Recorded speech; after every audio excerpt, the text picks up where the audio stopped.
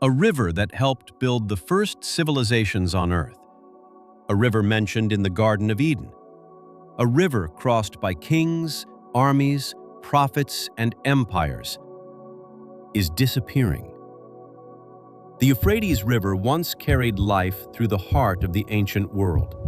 For thousands of years, it nourished cities, fueled trade, and shaped history itself. But now, parts of it are drying up. Satellite images show shrinking waterways, cracked riverbeds, abandoned boats resting in dust, villages struggling for water. And for millions of people around the world, one chilling question keeps returning. Did the Bible predict this?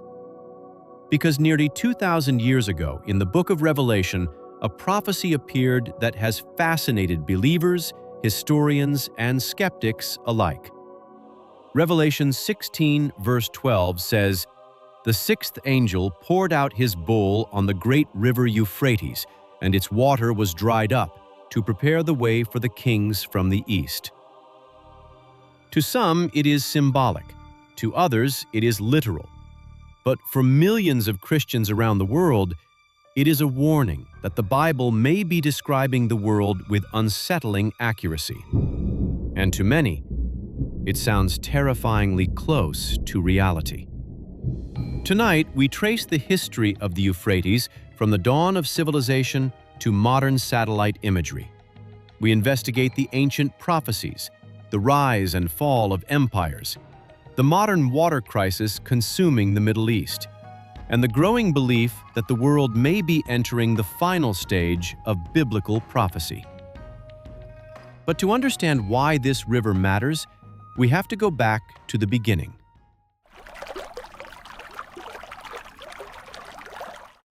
Long before Rome, before Greece, before the pyramids reached their final form, human civilization flourished between two rivers, the Tigris and the Euphrates. This region became known as Mesopotamia, the land between rivers. It was here that some of humanity's first cities emerged: Uruk, Babylon, Nineveh. Massive temple complexes rose from the plains. Trade networks expanded. Kings declared themselves chosen by the gods, and writing itself began appearing on clay tablets. The Euphrates was not merely a river, it was life. It watered crops in harsh climates, connected kingdoms, moved armies, fed millions. And according to the Bible, its story may stretch all the way back to Eden itself. Genesis chapter 2, verse 14 says, "And the fourth river is Euphrates." For ancient readers, this made the river deeply symbolic, not just geographically important, but spiritually important. Throughout biblical history, the Euphrates appears again and again. It marked boundaries of empires. It represented military power. It stood as a frontier between Israel and the great kingdoms of the East. The Assyrians crossed it. The Babylonians crossed it. The Persians crossed it. Every major empire of the biblical world understood one thing: whoever controlled the Euphrates controlled the region.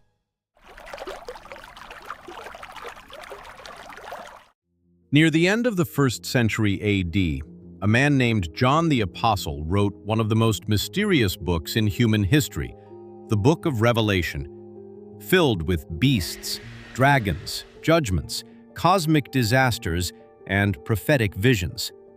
For centuries, theologians debated whether its imagery described literal future events, symbolic spiritual realities, or cycles repeated throughout history. But one passage continues to capture global attention. The prophecy describes a future moment when the Euphrates River dries up before a final gathering of nations. For centuries, this sounded impossible. The Euphrates was one of the great rivers of the ancient world. Civilizations depended on it. Empires fought over it. To ancient readers, the idea that such a river could partially disappear before a global conflict would have sounded unimaginable.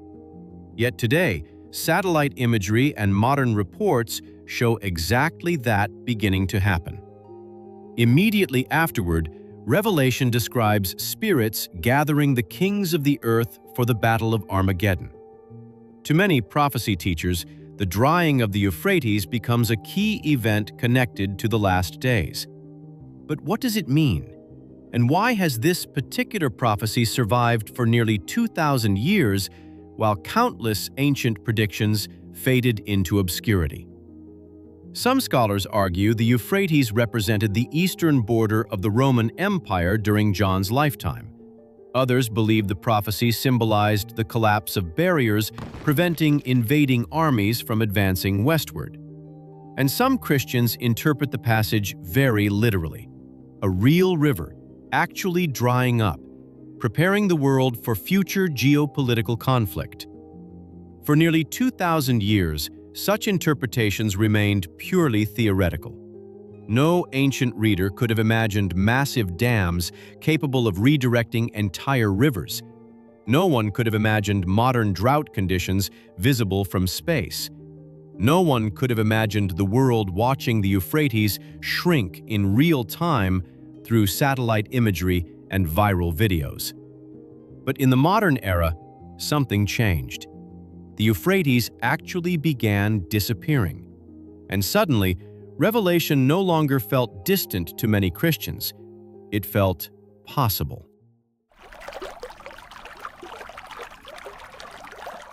Today, the Euphrates flows through Turkey, Syria, and Iraq, and across all three nations, water levels have fallen dramatically.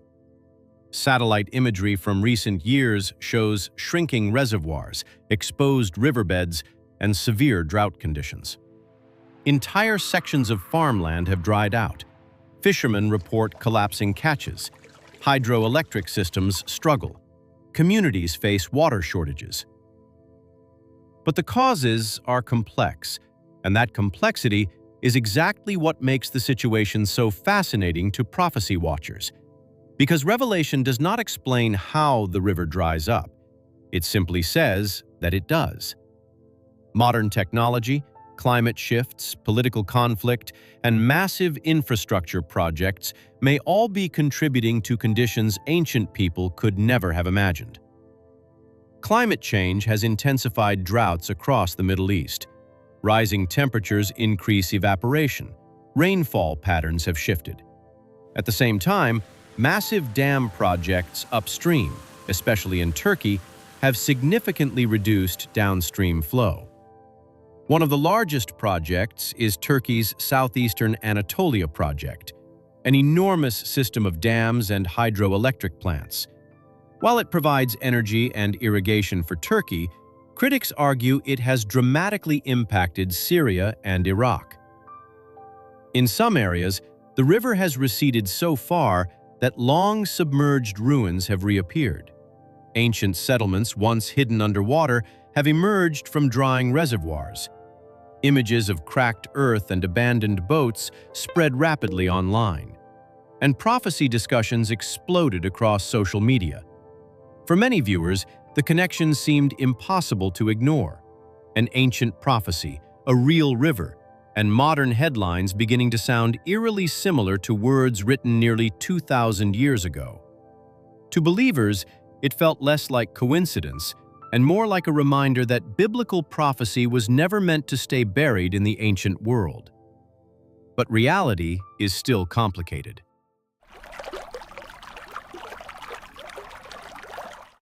Not all scholars agree that modern events fulfill Revelation. In fact, many biblical historians caution against forcing current headlines into ancient prophecies. They point out that throughout history, countless generations believed they were witnessing the end times. Wars, plagues, economic collapse, natural disasters. Every era saw signs people connected to Revelation. Some theologians argue Revelation uses symbolic apocalyptic language common in ancient Jewish literature. And it is true that Revelation contains symbols: beasts, horns, crowns, dragons. But many Christians point out that symbolic language in Scripture is often attached to real historical events: the fall of kingdoms, wars, judgments, and global upheaval. To them, the drying Euphrates is not random symbolism floating in isolation. It is a real-world event that mirrors the exact sequence described in Revelation. Beasts represented kingdoms. Waters symbolized peoples and nations. Cosmic disasters reflected political upheaval.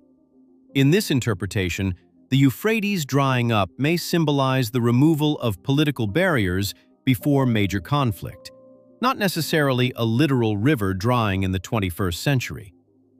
Others disagree entirely. They argue Revelation repeatedly describes physical judgments affecting Earth itself, and they believe the Euphrates prophecy is happening exactly as written. This debate has divided Christians for generations: literal versus symbolic, future versus historical, warning versus metaphor. Yet regardless of interpretation, the real-world crisis surrounding the Euphrates is undeniable. Millions depend on this river, and its decline could reshape the Middle East.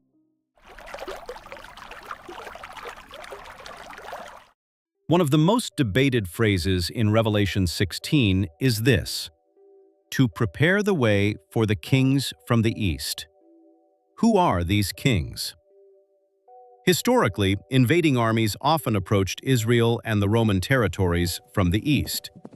Ancient readers would have associated Eastern powers with military threat. Some prophecy teachers today speculate about massive Eastern coalitions involving modern Asian nations. Others reject that interpretation completely. Still others believe the phrase symbolizes broader global powers gathering for worldwide conflict. Over the years, speculation has grown around China, Russia, and other Eastern nations, especially as global tensions rise. For the first time in history, the world now possesses the military technology, transportation systems, surveillance networks, and geopolitical alliances capable of creating truly global conflict. To many believers, that matters, because Revelation describes events unfolding on a worldwide scale, something ancient civilizations could barely comprehend. But it is important to separate interpretation from certainty.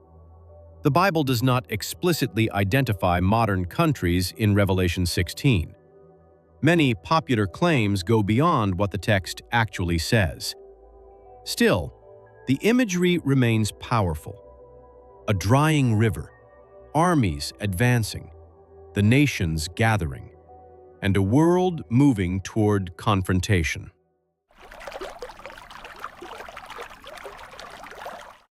The Euphrates cannot be separated from one ancient city, Babylon. Babylon stood beside the Euphrates and became one of the greatest empires of the ancient world. Massive walls surrounded it. Its hanging gardens became legendary.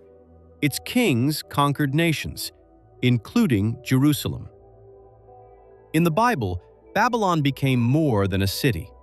It became a symbol of pride, power, corruption, rebellion against God. And in Revelation, Babylon returns. Mystery Babylon, a mysterious global power associated with wealth, influence, immorality, and judgment. Revelation 18 describes merchants, kings, and nations mourning Babylon's fall. For centuries, interpreters argued over what Babylon represents. Ancient Rome? A future empire? A symbolic, corrupt world system? Some prophecy teachers connect the Euphrates drying to the eventual fall of this end-times Babylon. Others see no connection at all. But one thing is certain: the imagery of Babylon and the Euphrates remains deeply embedded in biblical prophecy. Why do these prophecies grip people so intensely? Why do millions watch videos about Revelation? Why do images of a shrinking river spread so quickly online? Because prophecy speaks to something deep inside human beings. The feeling that history is moving somewhere, that the world is not random, and that the warnings recorded in Scripture may matter more than modern society wants to admit. Prophecy speaks to human fear, fear of collapse, fear of judgment, fear that the world is spiraling towards something irreversible. And modern society provides endless material for those fears. Wars, economic instability, political division, artificial intelligence, surveillance technology, climate crises, global uncertainty. Many people feel the world is becoming unstable, and prophecy offers a framework that seems to explain it. For believers, Revelation is more than mysterious imagery. It is viewed as a warning, a roadmap, and evidence that God sees history long before humanity reaches it. Many Christians believe the growing instability of the modern world makes the book of Revelation feel less symbolic with every passing decade. For believers, Revelation can represent warning and hope, a reminder that history is moving toward a final conclusion. For skeptics, it reflects humanity's tendency to find patterns in chaos. But either way, the fascination remains global.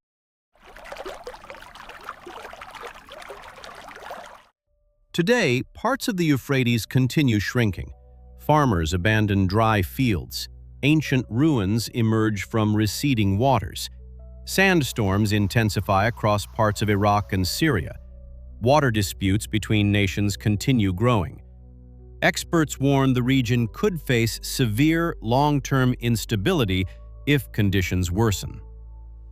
And in the middle of all this, the ancient prophecy remains, still debated, still feared, still watched. For some, it is merely coincidence. For others, it is confirmation.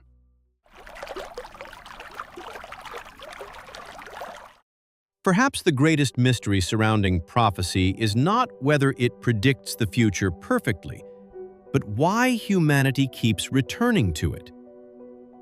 Ancient civilizations rose beside the Euphrates, and they fell. Empires believed themselves eternal and disappeared. Kings carved their names into stone. Now their cities lie buried beneath desert sands. The river endured through all of it, until now. Whether Revelation describes events unfolding in our lifetime or events still waiting in humanity's future, the message continues to resonate. Because the Bible consistently presents history as moving toward a final conclusion, not endlessly repeating, but advancing toward a moment when every kingdom, empire, and human power will eventually face judgment. Human power is temporary, civilizations are fragile, and history moves in cycles people rarely recognize until it is too late. Tonight, the Euphrates still flows, but weaker than before. And somewhere between ancient prophecy and modern reality, between satellite images and ancient scripture, between modern headlines and words written nearly 2,000 years ago, something unsettling is happening, and the world is noticing. The book of Revelation no longer feels disconnected from the modern world. For many believers, it feels closer than ever. Because for the first time in history, humanity is witnessing global systems, worldwide instability, technological control, and geopolitical tensions on a scale ancient generations could barely imagine. And while no one knows the exact day or hour, many Christians believe the signs described in Scripture are becoming harder to ignore. So perhaps the real question is no longer whether the world is changing. The real question is whether humanity is paying attention. Because if Revelation is truly unfolding, then history may be moving toward a moment far greater than most people realize. Thanks for watching. If you enjoyed this video, make sure to like, share, and subscribe so you don't miss what's coming next. And if you want to go even deeper into these mysteries, click one of the videos on your screen now and keep watching. I'll see you in the next one.